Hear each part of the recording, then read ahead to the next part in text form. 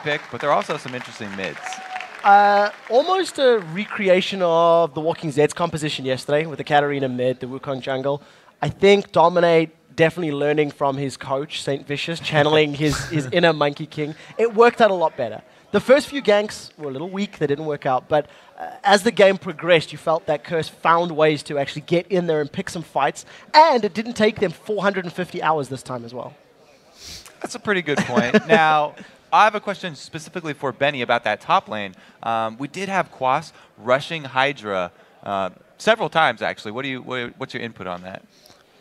Like, if it's just a 1v1 matchup, it's not bad at all, but as you can see, in that game, they focused on shutting Quas down a little more, where it was Vi and Olaf constantly diving him because he's so squishy.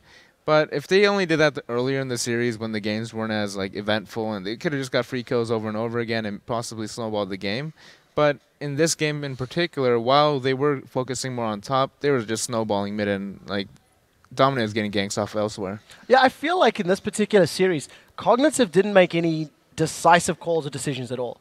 I felt like as the series progressed and went on, they sat back, they were happy to play the farm game, they waited, and it frustrated me because they had champions that could go in, that could make plays happen. And for games 1, 2, and 3 at least, there was very little of that happening at all. Okay. So after watching the whole series, though, I want to get your guys' input on this Curse team and what you think they're going to be able to accomplish in the 2014 season, because it's definitely a completely different Curse lineup. Okay, well, in the words of COG, they certainly have potential. Like, with all like a fresh roster, like, we have yet to see what they can really do. But, like, to be honest, this wasn't the strongest showing that I would have expected from them, even though they did play solidly in a long stretch game, and they did outplay Cognitive, despite, like, some random picks here and there. They outplayed them. They are the better team, and they deserve to be here. My concern for this, from this showing, is that Cognitive never put pressure on them. And I don't think many of the other teams we've seen that are going to be taking part in the LCS will give them that 30 minutes of breathing room to make plays. And I think they need to work on their plays early game. Otherwise, from the teams we've seen this weekend, I think Evil Geniuses is the most threatening.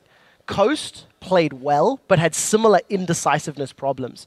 And I feel Curse are definitely going to have to get that resolved by the time we kick off the next season. Yeah, I definitely agree with you because, well, didn't they like sweep their opponents? Yep, it was like a 3-0. It was really convincing too. It wasn't like the 5-game or 4 games that we just experienced right now.